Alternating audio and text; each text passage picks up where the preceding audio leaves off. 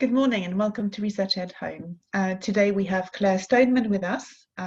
Really happy to have Claire with us today. She's an experienced teacher, English teacher I believe, and an experienced senior leader. She's also the fantastic organiser of researchED Birmingham, and we all know how successful those events have been. So today I'm really delighted that she's talking for us. So without any further ado, Claire, I'll pass it on to you. Thanks, Helen. Morning, everyone. I'm going to share my screen with you now because I'd like you to have a look at the title of the presentation while I talk to you. Before I get into the kind of nuts and bolts of that, just to explain to you that this is a development really of the presentation that I gave at researchED Cymru in February and then researchED Birmingham in March. So it's a bit of a development of my thinking. A lot of my thinking over the last sort of 18 months, 2 years has been about leadership and about curriculum. This is very much about supporting new senior leaders. So hopefully it will offer you some kind of practical, pragmatic suggestions about how we can do that.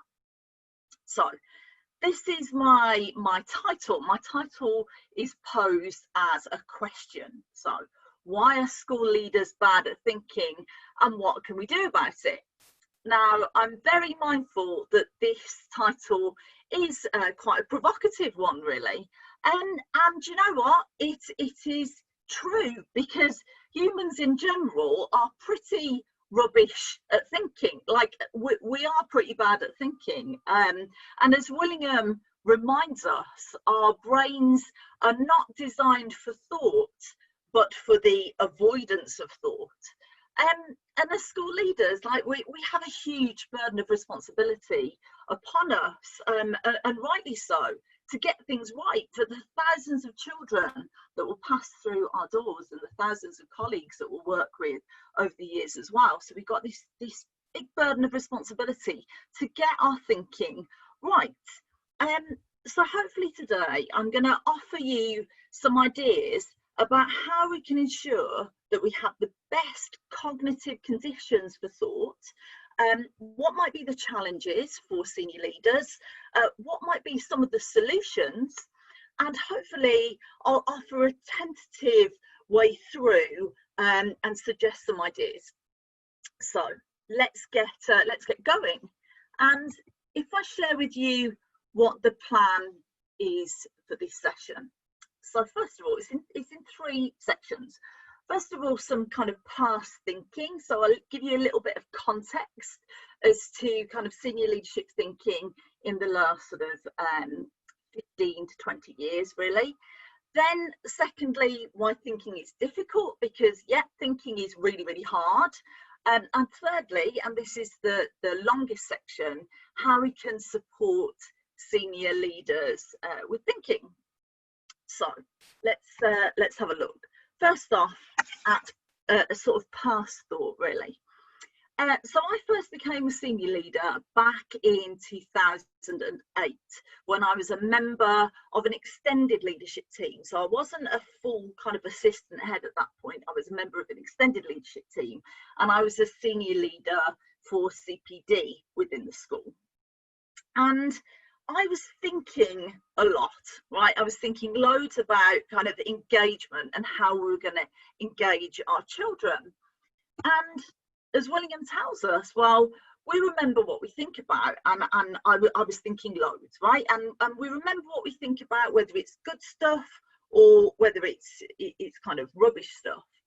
But as a senior leader at that time in 2008 for CPD, I was thinking a lot about engagement, how to engage our children, and how I was going to model that to my colleagues within the school. Now, I like a good hook. I do like a good hook in lessons, but I think learning in itself is rewarding and meaningful. But what I'm going to share with you now is some of my actual thinking, right, from 2000. It's actually from 2007, so it was just before I became a senior leader, when I was kind of at my peak of thinking how I was going to really engage children in lessons. So if I share this slide with you. Now, those of you who have heard me present before at researchED, you may have seen these slides, and they are screenshots. Not the frogs on the left, that's not a screenshot because I didn't buy it from Amazon, but these are screenshots from my Amazon app and things that I bought in 2007.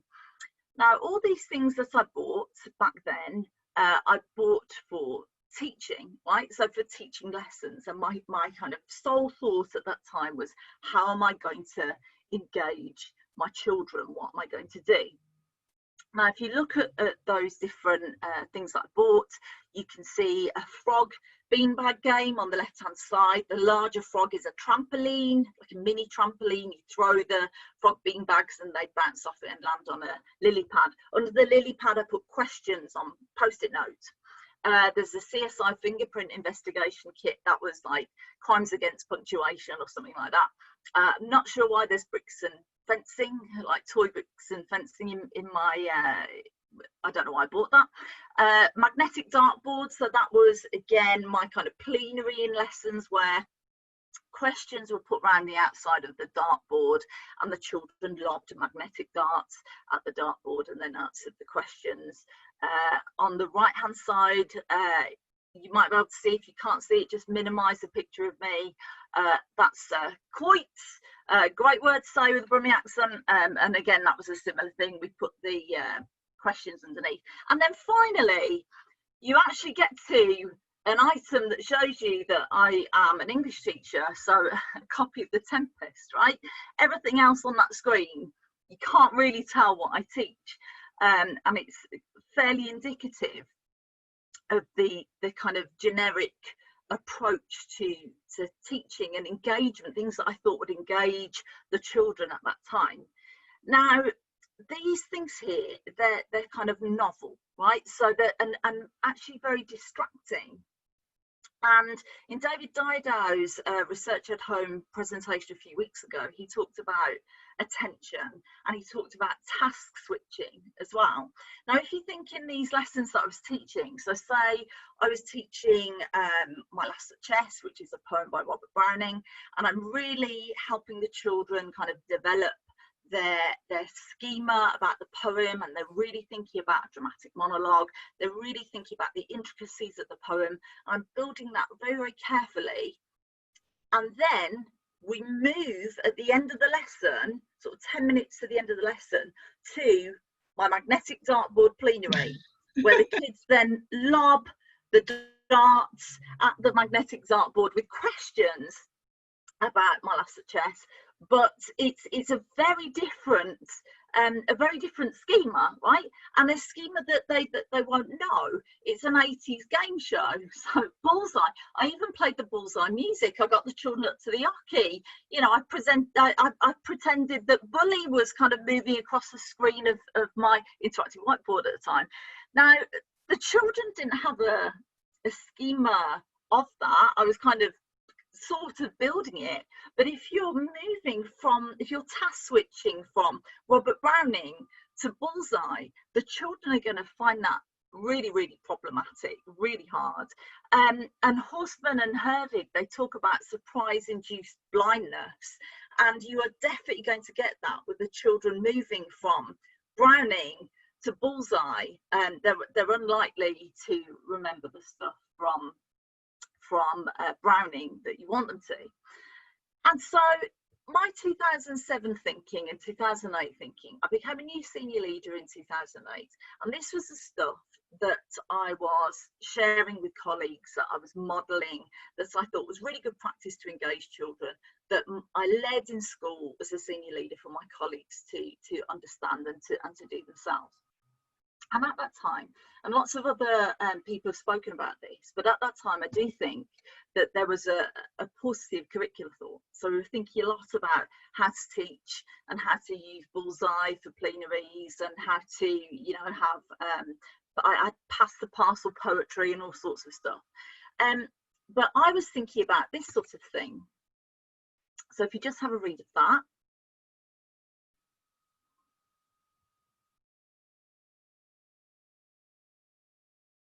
These are the sort of things that I was focusing on.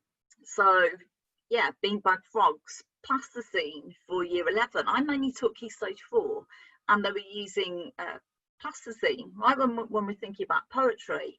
Lots of kind of generic stuff, 4, 6, 8, 16-part lessons, loads of things like that.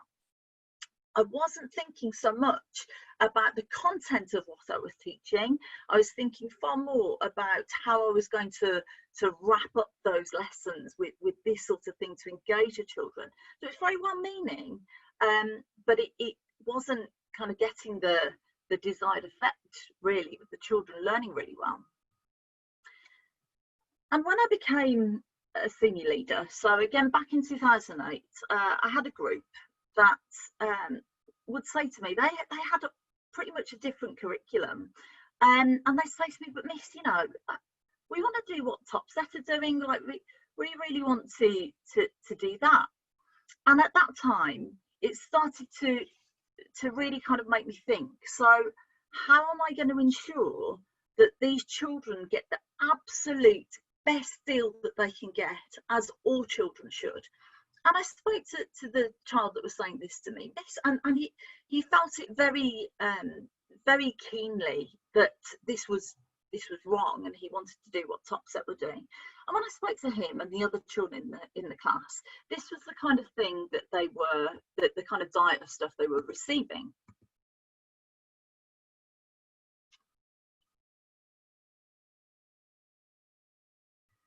And some of those things you might recognise, right? So when I look back at that now in 2020, it's not pleasant looking back at that, and because I was complicit in that kind of stuff. So yeah, absolutely, I did storyboards in lessons, like we'd have, you know, Macbeth in storyboards. We did loads of posters. Absolutely, leaflets, definitely. Oh, I definitely had cartoon versions of Shakespeare that I'd use in lessons. And looking back at that, this was the sort of thing that I modelled to colleagues. And so I kind of passed that baton of rubbish onto other people as well, onto my colleagues. And this sort of thing was perpetuated. And some of this practice was sort of wrapped up in the name of school improvement, and the kind of school improvement movement, as it almost has become, really. I'm going to talk about that later in this presentation.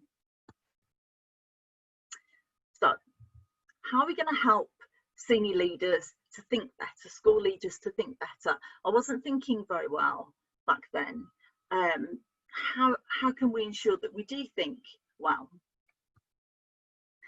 Well, one of the first things to kind of understand is why thinking's hard in the first place, because thinking is really tough.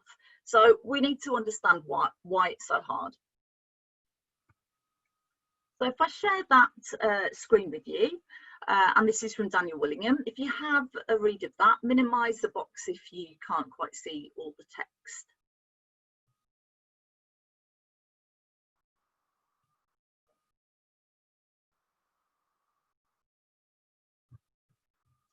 So Willingham tells us that we don't think very often, and that our brains aren't designed for thought, but for the avoidance of thought. And that's quite kind of counterintuitive when you think about it. Our brains aren't designed for thought, but for the avoidance of thought. And he says that thinking is slow, thinking is effortful, and thinking is uncertain. And when I look back to the noughties and the tens, there was this sort of superhero narrative around leaders. And Jen Barker and Tom Rees spoke about this in their researchED Home presentation a few weeks ago. And I don't think that the cognitive conditions back then in the noughties and tens really were right for thought. This superhero leader narrative wasn't helpful. And if we think about it, so is this superhero leadership easier than thoughtful leadership? Well, Willingham tells us thinking is slow, effortful, and uncertain. That's very different to when we think about this superhero leader, and there were so many back in the noughties and the tens, and they weren't leaders that we'd think are slow, effortful and uncertain. They were quick thinking, things came easily to them, and they were absolutely certain of what to do, or at least that's how they came across. And perpetuating this idea of a superhero leader, it isn't helpful, because we know that thinking is slow, effortful and uncertain. And actually being a thoughtful leader surely is a really good thing. And I don't think that the cognitive conditions were right for thought back then, because we were thinking we need to be superhero senior leaders or superhero school leaders. And instead, this idea of school improvement and the whole kind of movement around it in the noughties and the tens, it created kind of a vast array of leadership tools and leadership tools that didn't help us think. It was almost the avoidance of thought. And these tools were novel. These tools were new. And Weinstein, Horstman, Schutzwald, they tell us that kind of novel things, novel surprising events, they're harder to navigate, and we don't have any schema to attach them to. They're dizzying, they're seductive, they turn our gaze. And lots of these leadership tools that became very apparent in the noughties and tens did that. They turned our gaze towards them as school leaders within schools, and they presented this attractive and disorientating schema, but it promised school improvement. And who's going to argue with that? If it promises school improvement, well, that sounds really great, because we want the best for our kids. But things started to change, and it's lasted for a very long time. Now, I'm going to ask you to do a little bit of thinking in this presentation now. I'd like you to think, what are the tools or the practices that you associate with school improvement? So things that maybe have been in your own practice or in school's practice or in other schools' practice that you've noticed in terms of school improvement. So tools and practices. I'm going to give you a few seconds to think, and then I'm going to share with you some of the things that spring to mind for me.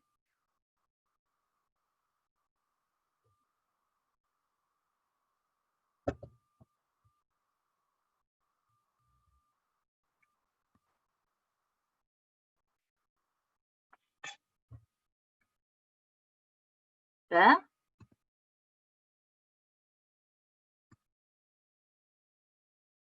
There you go.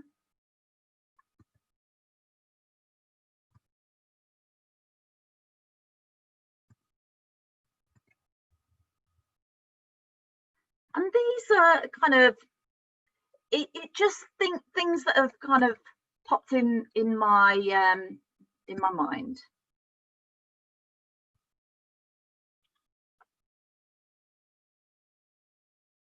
And some of these, it's not kind of, they're okay, like, you know, raising standards leaders, that's fine.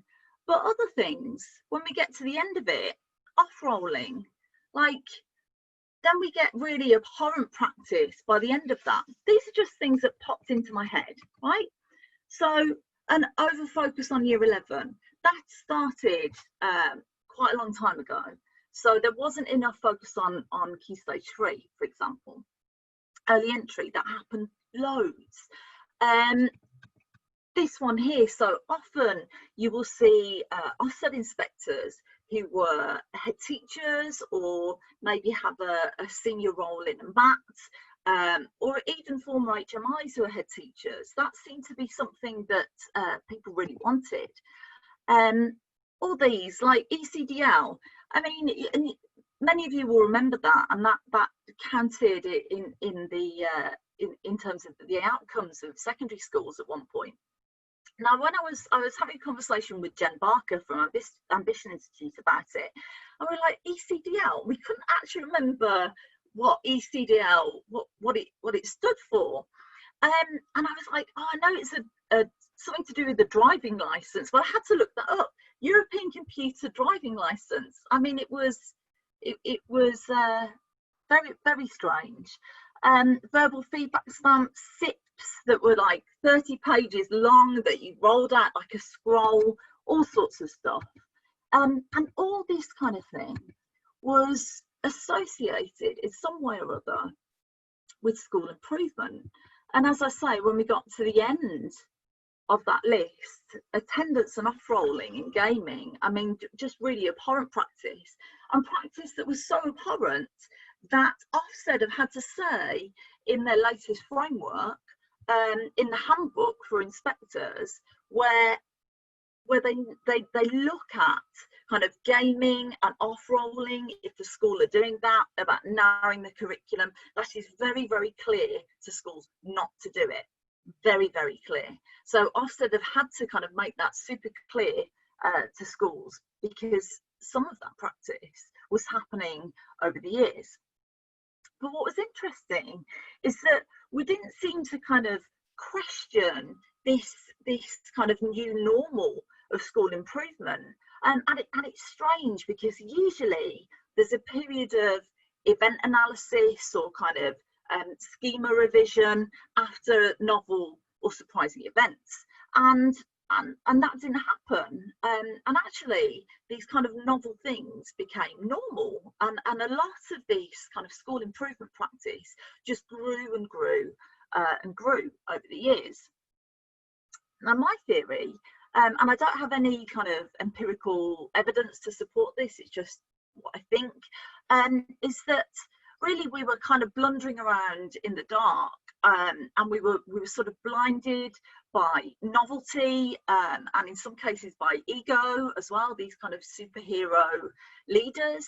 And I guess, you know, we could say, well, schools were and leaders were blinded by surprise-induced blindness. This novelty was so surprising that it stopped us from thinking. But I think we can only say that to a point. Surprise-induced blindness didn't, you know, make leaders game outcomes or make leaders off-roll children. And yes, there were very high stakes at the time, and still are actually, but we can't blame novelty becoming the new normal for some of these things. Some of those actions, from very few people, but some of those actions were intentional and deliberate. And it's hard, isn't it? But they were, and looking back, it's not kind of pleasant looking back and thinking about it. So the school improvement industry gave us leadership tools as solutions to thoughts, and that they gave us things. So some of the things that I've mentioned in that list, stuff that was supposed to help leaders within schools, and they kind of stopped us thinking, really. These leadership tools didn't create the right cognitive conditions for thought, and we still see some of this. There's a legacy of kind of leadership tools in schools that are often proxies, really. So things that are supposed to be tools for leadership to show strong leadership, when sometimes they aren't. So, for example, you often see like a confetti of different forms, performers, documents to fill in, loads and loads of spreadsheets, loads of things like that are still used within school. Doesn't mean that they're not good. They can be really good, but if we focus too much on the tool rather than the thought behind it, that's when it can be problematic. So here's an example, and this is a more recent one. You'll be familiar with things like knowledge organisers and curriculum maps and knowledge booklets and things like that. Now, I do think we need to be careful, and I do think we need to be mindful. Sometimes this can be again, indicative of a paucity of curricular thought, really. And where we say, oh, you know, the conversations about curriculum, and I'm very happy that there are more conversations about curriculum. I think that's great. But sometimes they're not conversations about curriculum, they're conversations about tools rather than the depth and the kind of meat that behind the tools themselves. Have a look at this. I worry a little bit about putting the cart before the horse when we think of curricular tools. Now we know that knowledge organisers, knowledge booklets, these type of tools, they can be great, and if you want to use them, they can be absolutely brilliant, and there are schools up and down the country that use them fantastically. But we do need to be mindful and careful that they're not, as I say, a proxy for a good curriculum. Doing the depth of thought first is really, really important. And it's kind of why school leaders think about these kind of leadership tools is kind of understandable. Because a lot of stuff in schools is really hard to pin down. Like it's really difficult to have something tangible to see progress in a school. Like learning takes a lot of time, and if we agree that learning is a change in long-term memory, well, we're not going to see that for a long period of time. So I kind of get why this sort of thing happens, because it's difficult to pin stuff down in school sometimes. I'll just share that diagram with you.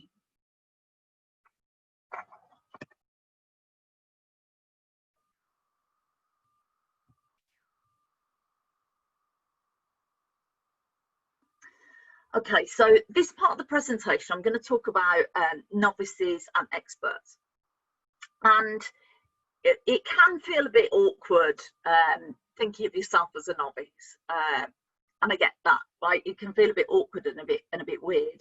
But if we're new to something, we're a novice. So if you're a new senior leader, you're a novice senior leader. If you're a new head teacher, you're a novice head teacher.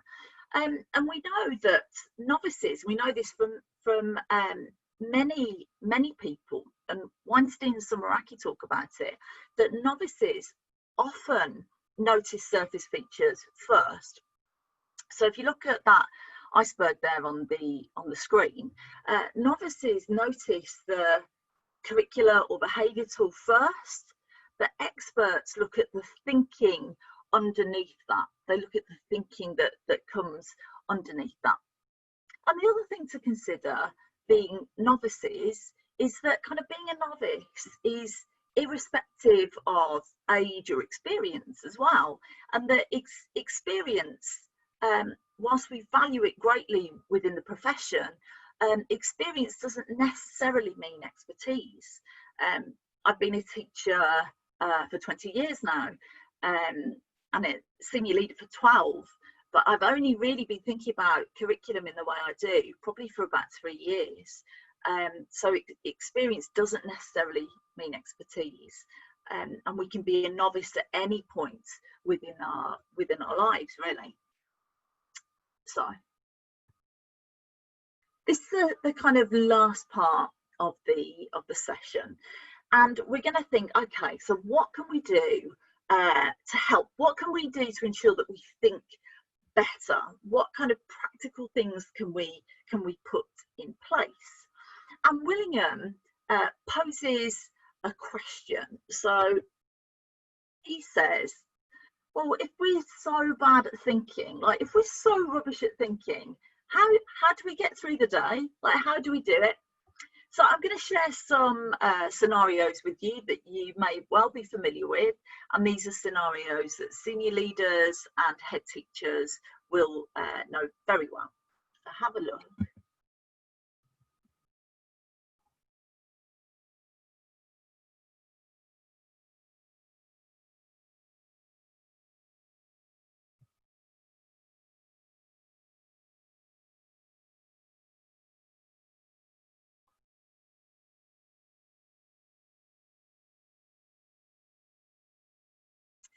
Okay, so a senior leader or a head teacher may face many of these things daily, and this is kind of just stuff that happens.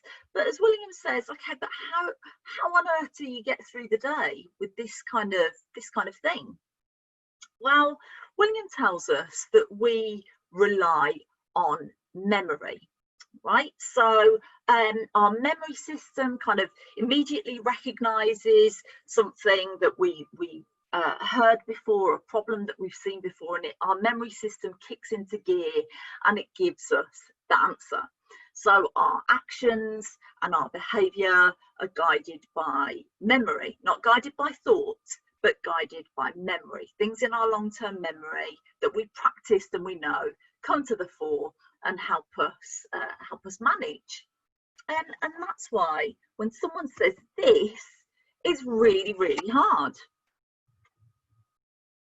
essentially what they're saying is you're not going to go on autopilot, and Willingham talks about this in Why Don't Students Like School?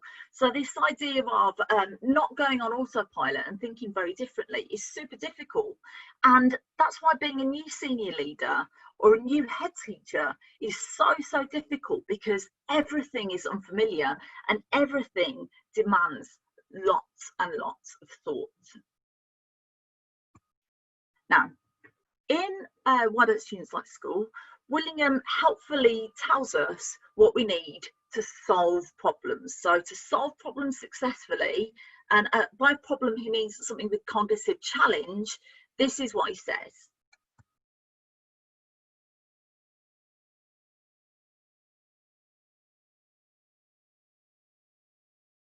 So for problems to be solved, we need adequate information from the environment, room in working memory, and the required facts and procedures from long-term memory. Those are things that we need, and we need all of those to be able to solve problems well. Now, I'm going to share some scenarios with you, and these are, again, kind of fairly regular scenarios for senior leaders and head teachers. I'd like to read the scenario. Willingham's kind of suggestion for how to solve problems will be at the left hand side in orange. I'd like you to think, look at the scenario, would this problem be solved? Based on what Willingham says, can we solve this problem? So let's start with the first one. That's what Willingham says. We need adequate information from the environment, room in working memory, and the required facts and procedures in long-term memory. And this is the scenario. If you have a read of that, minimize the rectangle if you need to, and think, will this problem be solved?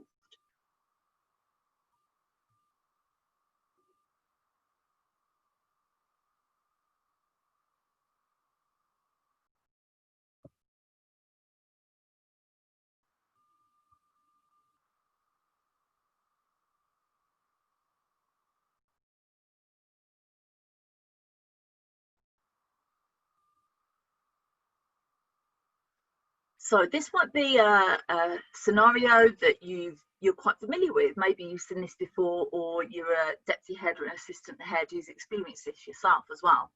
So let's think, applying Willingham, is this problem going to be solved? Well, adequate information from the environment. This is such a tough scenario because this new deputy head is brand new to the school. She probably doesn't know the corridor that she's in. She may not know the room numbers in the corridor. She doesn't know many of the children's names. So adequate information from the environment, that's not going to be there, not brilliantly. She recognises the child, thinks that it's a child who's on a managed move from another school. She doesn't know him well, doesn't know his name. And in terms of required facts and procedures, well, she's not familiar with the behaviour policy yet. She maybe knows a bit of it, but she doesn't know it really well. So those required facts and procedures aren't there. And then thirdly, in terms of working memory, well, that is just such a problem in this scenario because she's rushing to get to a cover lesson that she's got to cover. like I said, she probably doesn't know the corridor she's in, and she hopes she's going in the right direction. So this is such a difficult problem for her, and it isn't going to be solved, not solved well. She can only do what she can in this scenario, but things could be a lot better if she'd had really good induction and knew the behaviour policy well prior to this situation happening. Let's have a look at the next one. So again, we're applying Willingham to this scenario. Can we solve the problem successfully?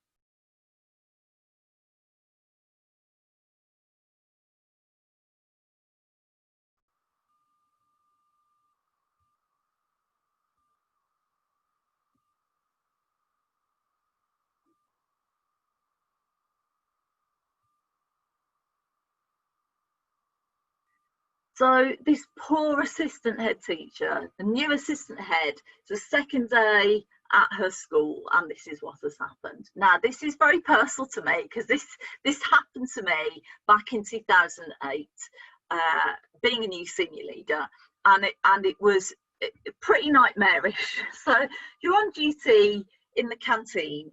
If you're not sure where to stand, if you don't know what good looks like, so I had a bit of an idea of how I thought the children should queue up and what their behaviour should be like. But if you don't know what good looks like in that school, that's going to be really, really tough. I was thinking very much about, okay, where do the children stand? Where should I stand?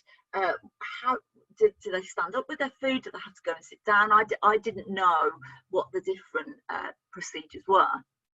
And then to kind of add to that, to compound that situation, was then the tills failed, which was awful. It was really, really awful. And the problem wasn't solved. I had to ask for help to solve the problem. I couldn't do it on my own. If I'd been an expert senior leader, more experienced, I would have not only had the background knowledge, but been able to kind of look at specific things that I needed to do first and prioritise well. But this is really hard. You can see adequate information from the environment. I definitely didn't have it at all. Facts and procedures in long-term memory, no, because I wasn't sure how the children were supposed to line up or what that looked like. And room and working memory, not at all. That was really, really hard because I was thinking so much about what should it look like, and this is all going wrong. And then the tills failed, and it was really, really hard. But the two scenarios I've just given you are quite immediate. Let's have a look at another scenario that is a little bit more long term, and this is with a head teacher. So again, we're doing the same thing. Will this problem be solved?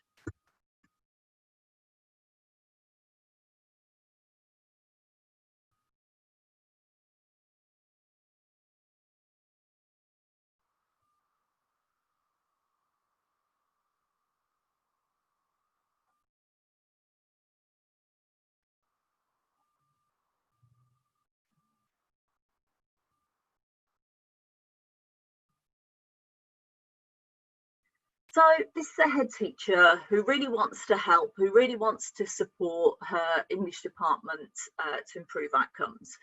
And what's very clear from this scenario is that she's got room in working memory. She's cleared a day and she's working without interruption on this problem. So working memory, we're okay here. In terms of adequate information from the environment, this is a kind of a strange one really, because although she's got information from QA that says lessons are well planned and well taught, she's not convinced by that. And there's something there that's it feels a bit strange. Like, why isn't she convinced by that? We don't know, but there's something not quite right in terms of adequate information from the environment. She's not clear enough on that. And then she's heard about Rosenshine. She wants to help and she wants to support. She's heard about Rosenshine and she's heard that knowledge retrieval is great for improvement. But what we notice in this scenario is that her knowledge isn't secure enough, so her own knowledge. And because of that, she makes decisions that could have quite a significant impact and could be detrimental. So she makes this decision about knowledge retrieval, and it has to be 5 questions introduced in the same way in every subject and every lesson. And the PowerPoint template is going to be the same for every subject as well. So there's quite a number of things that sit in quite a difficult way with this scenario. So this isn't a problem that is going to be solved based on what Willingham tells us. But what we notice as well, something for us to think about really, and Willingham says this as well in Why Don't Students Like School, is, well, are there problems to be solved? So a problem is a challenge that kind of poses thought, but are there problems, or are we adding kind of more problems to our scroll-like school improvement plan? Like, are we prioritising okay? And not only that, but something for head teachers to think about is, do your senior leaders on your team have the necessary background knowledge to be able to solve those problems? And if they don't have the background knowledge they need to solve those problems, then how are you going to support them so they do? And it might be working with other expert senior leaders, maybe within the MAT or from other schools, or how might that work? How are they going to acquire the necessary background knowledge to be able to solve those problems? And you've probably noticed when I was talking about the scenarios, well, we really need to respect the boundaries of working memory. And we think about that a lot with our children. We need to think about that with our colleagues at all levels. So not just senior leaders, everybody, respecting the boundaries of working memory. We can only take so much on board. Now, Willingham offers some solutions to working memory overloads, and he talks about this with students. So if you just have a look at that with what he says about working memory overloads and students and how to help.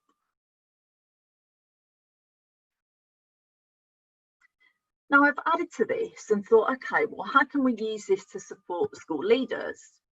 So yes, absolutely, slowing the pace where we can. Sometimes if you think about the legacy of kind of transformational leadership and school superhero leaders, weren't necessarily thought of as slower or as taking their time or as thinking.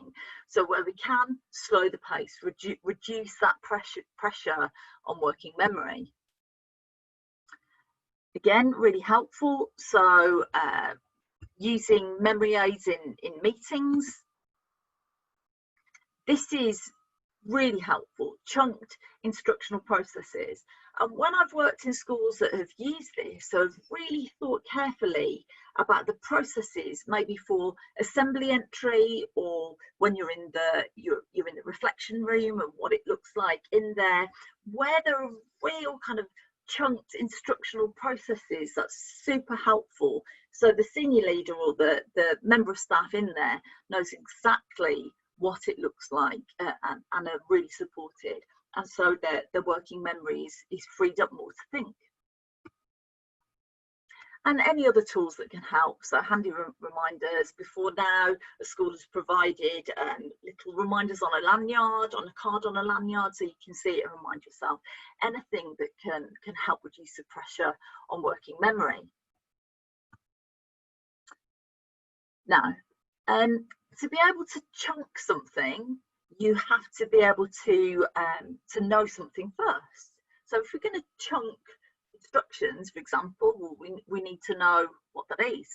And that's why vision as a senior leader or as a head teacher, vision isn't enough.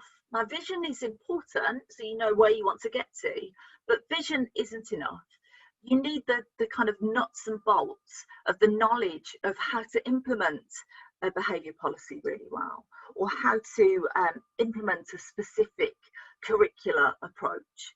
So that the knowledge of those specific areas of leadership are really, really important. And without that, vision just flies into the wind. You have to know how to do it, essentially. Let's have a think back to my nightmarish scenario in 2008 when I was on lunch duty as a new senior leader, and then didn't know what to do, and the tills failed, and that was hard.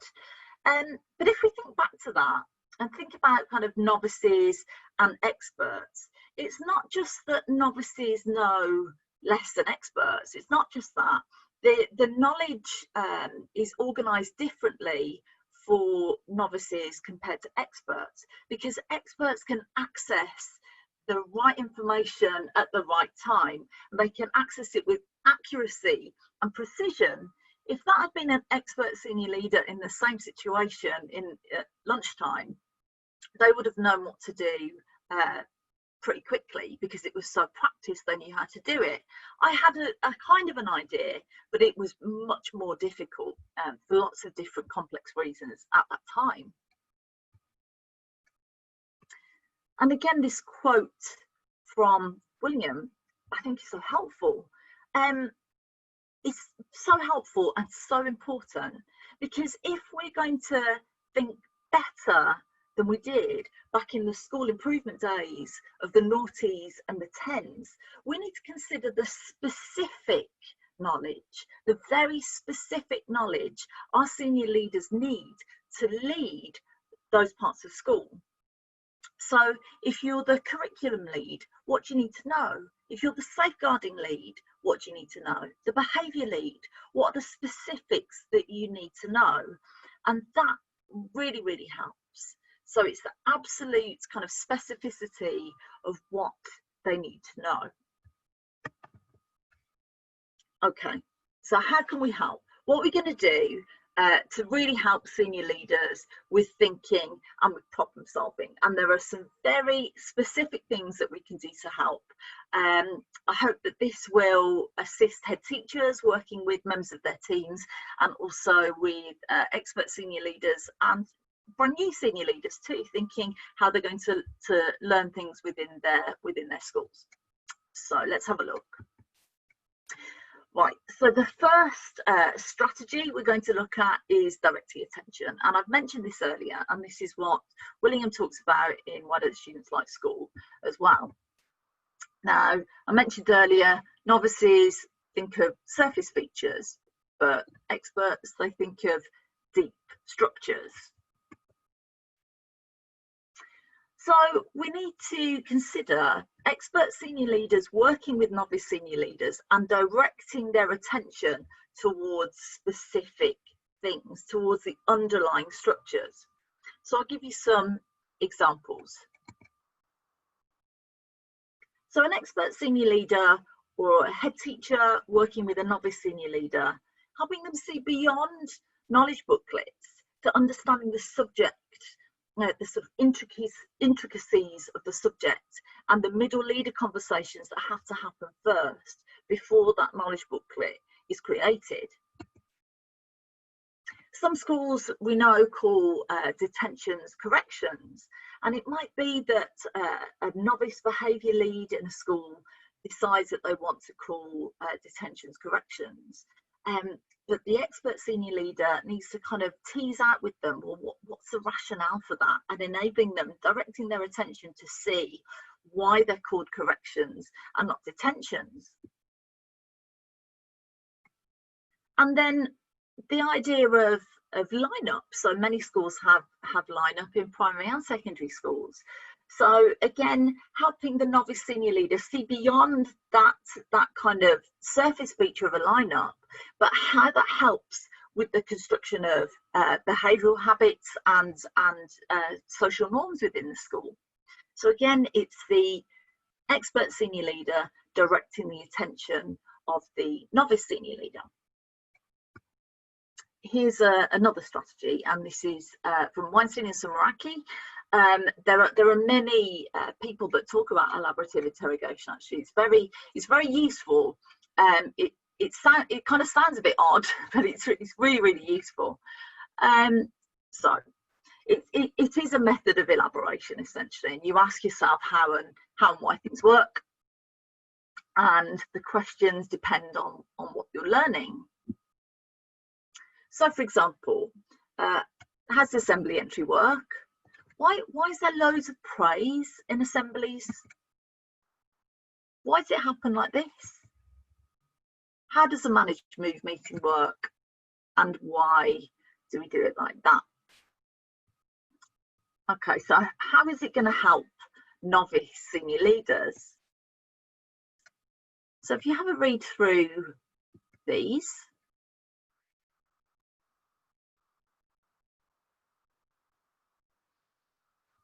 the main thing with that is that the questions must lead them to describe and explain the ideas. That's what it's kind of leading to. But there is a massive, massive caveat, a huge caveat with this. Now, this is what Wallace et al. Say. So it works better when knowledge is high. So if you're going to use, if you're an expert senior leader or a head teacher that's going to use that with a novice senior leader, great, and it's a really good idea, but do it when their knowledge is already building in an area. Don't do it when they're completely new to something. If the senior leader is completely new to leading behaviour in school or to leading curriculum across school, don't use it. Use it when they've built their knowledge a little bit more. So that's the big caveat with elaborative interrogation.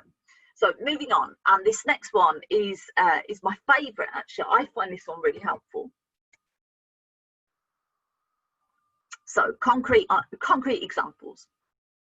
Now, something for us to consider, and sometimes experts forget this because they're so expert in an idea, in their aspect of work, is that abstract ideas can be really vague and hard to grasp for a novice. They're difficult to understand. So we need to take real care when we're working with novice senior leaders because they might not quite understand what we mean. I'll give you some concrete examples. So if we say our aspiration for our pupils, or the love within our mat, or our sense of family in our mat, well, that's great, but what's it look like? And does your novice senior leader know exactly what you mean? What concrete examples will you give them so they know exactly what you mean and that they're able to start doing that? We need to be really, really careful about not being too theoretical either, being super clear and specific, be really, really clear. If we're too vague and abstract, a novice is going to find that really hard to understand. So don't be too theoretical, don't be abstract, be clear and concrete. And when we're giving concrete examples, we need to give multiple examples. It depends on the leadership role really, but loads and loads of examples so they can see it in a lot of different scenarios. So for example, if it's a behaviour lead, thinking about a parental issue, sequencing a narrative of curriculum, loads and loads of examples as to what that might look like. Yeah, again, if it's a behaviour lead, so if there's bullying involving social media, what that might look like and how to solve those problems. Maybe novice head teachers or deputy head teachers, if there's an issue with the local press, how might you deal with that? How might that work? So lots and lots of examples to show them, concrete examples, what it looks like and how you might solve the problem. Okay, on to the next one, and this one is from Daniel Willingham again. Now, Willingham talks about how experts save room in their working memories, and they do that by acquiring extensive background knowledge. So they've got loads and loads and loads of background knowledge, but also having very kind of automatic mental procedures and processes, right? So experts, really extensive background knowledge, automatic mental procedures and processes, right? And that gives them extra room in their working memory. So they've got all extra room in working memory. Now, okay, so what do they do with that extra room in their working memory? And Willingham tells us, well, they talk to themselves, which sounds a bit strange, but I'll give you an example of what that looks like. It's not necessarily kind of vocalizing something. It might be kind of self-talk in your own mind, really. So here's an example. Imagine outcomes are declining in a department and an expert senior leader joins the school She's got lots of experience. She's worked with many faculties to help improve their outcomes. So this is an example of self-talk from an expert senior leader.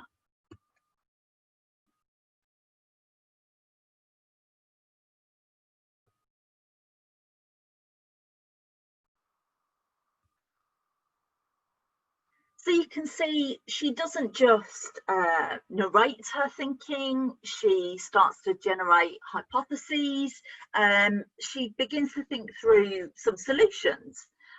So that's what experts start doing with self-talk, because they have more room in their working memory.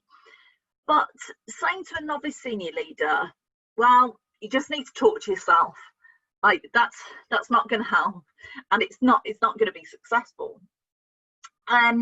But potentially modelling examples of how to do this from an expert senior leader to a novice senior leader may well be helpful. So talking through the kind of narrating thinking, generating hypotheses, looking for solutions, like the expert senior leader really modelling that carefully to the novice senior leader and being very mindful of that.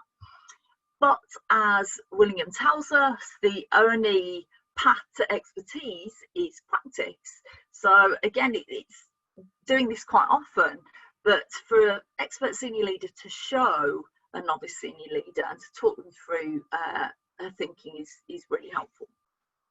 So moving on.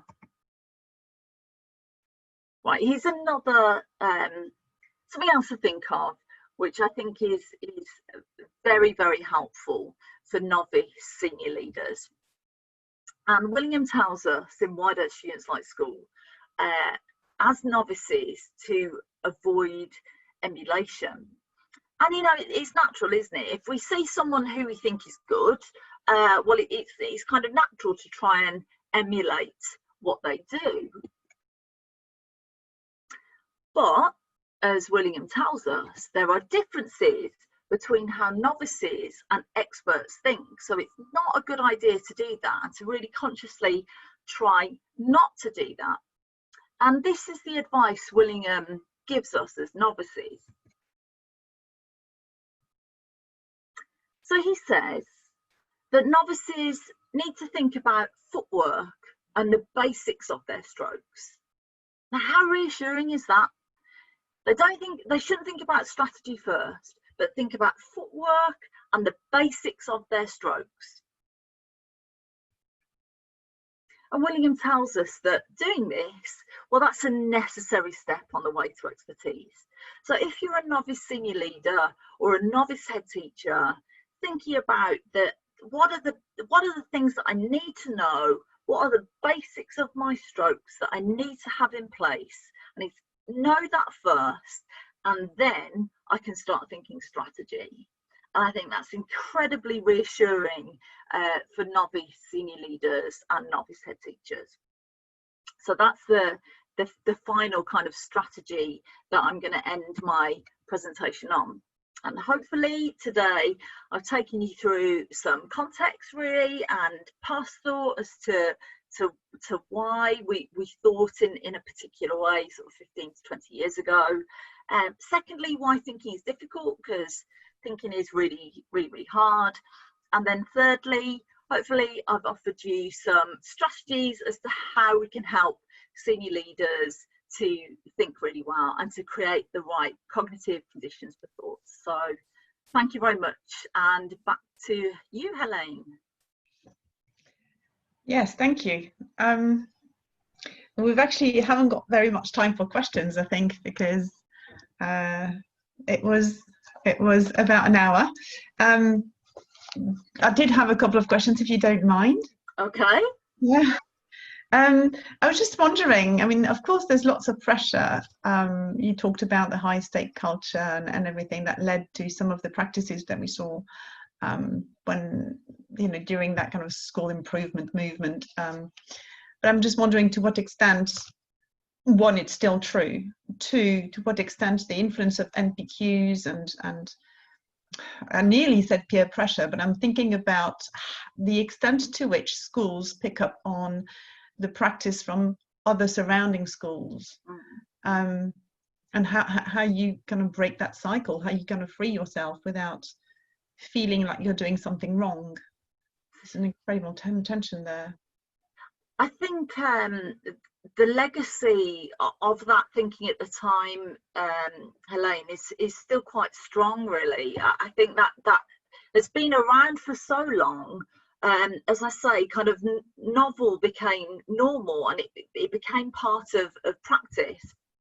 Not so much the extreme part of that, so gaming and off-rolling and that kind of thing, but just some of the things that perhaps are in school leaders' everyday practice in terms of over focusing on year 11 and raising standards leaders and that kind of thing. I think probably to a degree there is still some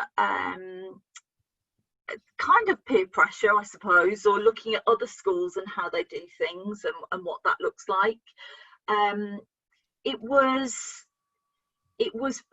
kind of praised at the time as well. A lot of this stuff was seen as really good, and it was done with the very best of intentions, and coaching seemed like something great. I was a coach, I've been coached, and it felt, it felt good. I think part of it was that it kind of, on a personal level, felt good, and perhaps some of that practice back then, including classroom practice, was a little bit self-indulgent. Like I gave the example of my bullseye dartboard in lessons. That was I just like bullseye. I just decided to use that because I liked it. But a lot of thinking back then, I think, was potentially a little bit self-indulgent. We're moving away from that now. We're questioning things more. I think questioning and debate is fantastic. Probably now in 2020 is the most debate I've seen in my 20 years of being in the profession. I think it's great, and the more we have debate, it's fine for us to disagree. That's a really good thing, as long as we're talking about it and not just passively accepting that something is good when it may well not be. Yeah, I'm not convinced that. I mean, I'm not sure as optimistic as you are, and that things have moved on that much. And I've been in the business for a long time too. But you're right about the level of debate at the moment. Yeah. I think there could probably be more debate, to be honest, but I hope that we're moving in the right direction. I think things like researchED and researchED Home, so these questions can be asked beyond the conferences and can get further out there into offices in schools and in CPD sessions in schools. I think that's fantastic. But some of the things that you were mentioning, some of the strategies you were mentioning to get novice leaders to get increasingly better and better at doing what they need to do, isn't that an example of instructional coaching that you're describing to some extent? If you're asking elaborative questioning, if you're building up knowledge, if you're modeling for people. Yeah, it is actually, and it's very much it's different coaching to the type of coaching that I had back in the noughties, really, which was very it wasn't instructional. It was more kind of working through how you were feeling about something and how do you feel now. It was very you were almost in this kind of it's a kind of sense of inertia with it. You didn't really move on from it. You just talked about it, and then off you went, and probably felt a bit better for having a chat.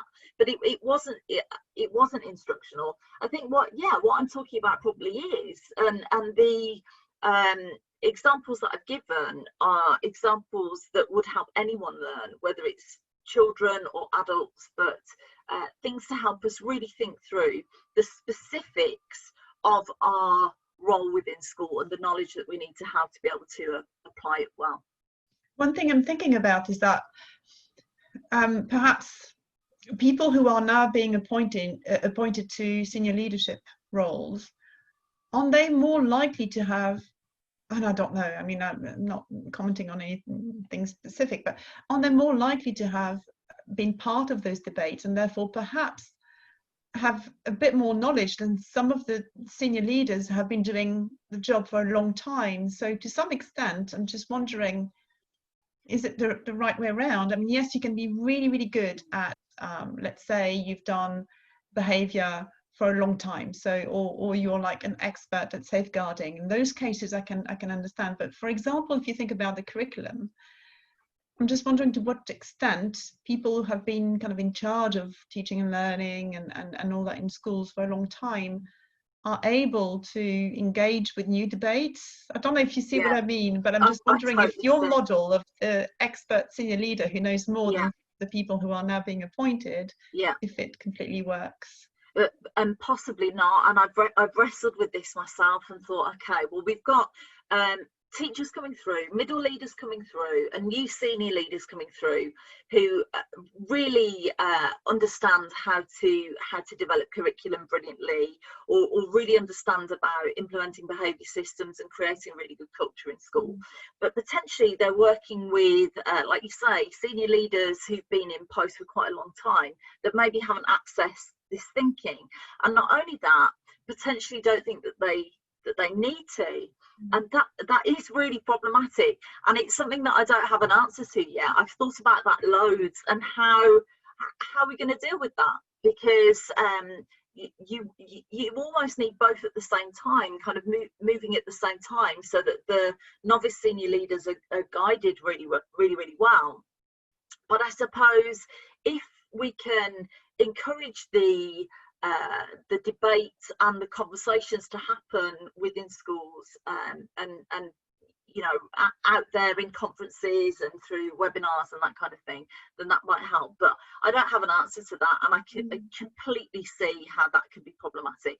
Having said that, I'm very hopeful that you know, we've got a new generation of teachers coming through who are being trained brilliantly, who know this, are being introduced this new thinking. You know, we've seen with the early career framework, it's absolutely fantastic, and I find that very heartening that we'll have teachers coming through like that.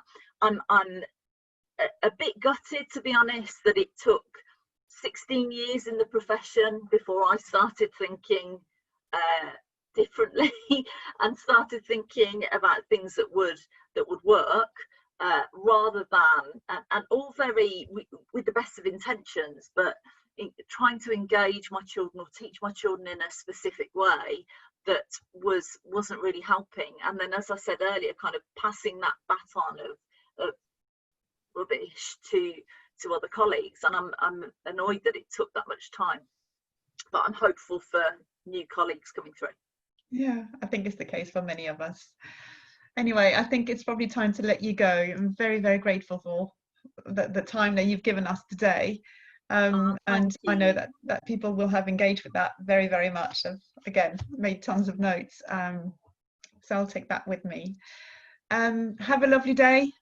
Thank you for your time. You too. Yeah, and everyone will see you tomorrow, I hope, 11 AM for the next instalment. Thank you. Thanks, Anne. Bye.